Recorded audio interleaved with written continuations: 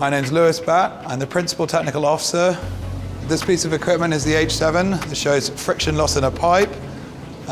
In order to show this off more, the pipe is very thin in diameter, so so small changes in the friction would be increased in that with a very small pipe. So the students in this lab can adjust the flow rate. There's a very fine adjustment here, and there's water exiting from the pipe.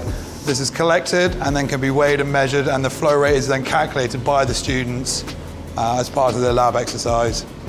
So the students will use this in civil engineering terms. This could be used for housing or pipelines, subterranean or on ground. Reduction in flow can cause blockages and be very expensive if these things have to be dug up.